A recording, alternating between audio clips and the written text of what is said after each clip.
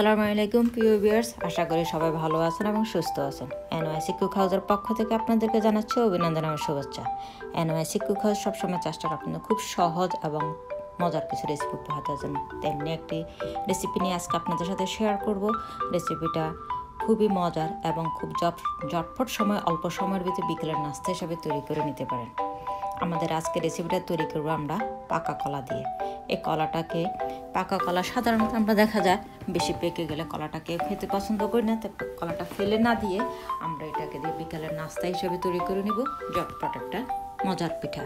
তার জন্য কলাটাকে ছিলে নিয়ে আমি ছোট ছোট পিস করে নিয়েছি এবং এখন এটাকে আমি ভালো করে মাখিয়ে নিব যাতে কোনো রকম ভিতরে কোনো রকম দানা দানা না থাকে। আপনারা তো জানেন হয়তো কলাতে সব ধরনের ভিটামিন রয়েছে, ভিটামিন B6, B12 এবং ক্যালসিয়াম, ম্যাগনেসিয়াম, প্রোটিন, ফাইবার, সব ধরনের ভিটামিন এই কলাতে রয়েছে।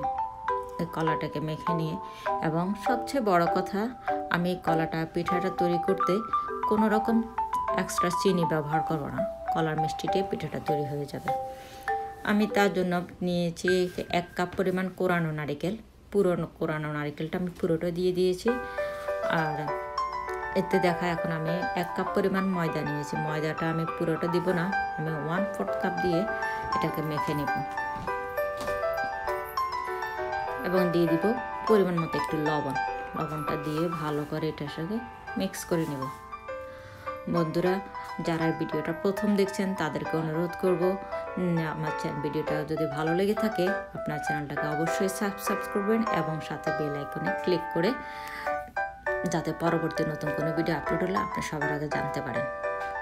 আমার কলা মিক্স করা হয়ে গেল সব কিছু দিয়ে। এখন চুলে একটা প্যান বসিয়ে দিলাম। তেলটা একটু গরম হয়ে যাওয়ার পরে আমি এতে ছোট ছোট বল করে দিয়ে দেব।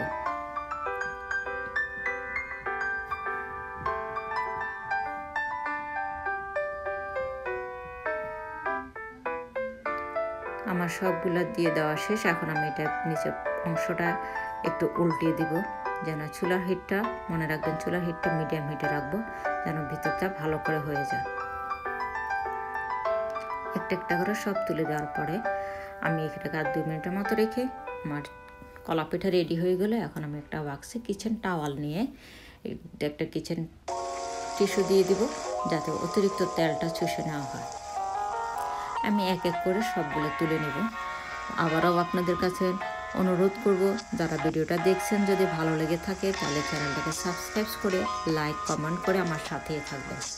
আবারও দেখা হবে মজার কোনো এবং খুব সহজে ঝটপট তৈরি করতে পারেন এমন কোনো রেসিপি নিয়ে আপনাদের কাছে আবারও হাজির হব। দেখা হবে আবার নতুন কোনো ভিডিওতে, নতুন কোনো রেসিপিতে। ততদিন পর্যন্ত আপনারা সবাই ভালো থাকুন, সুস্থ থাকুন এই কামনাতে আজকের মতো এখানে বিদায়। আল্লাহ হাফেজ। আসসালামু আলাইকুম।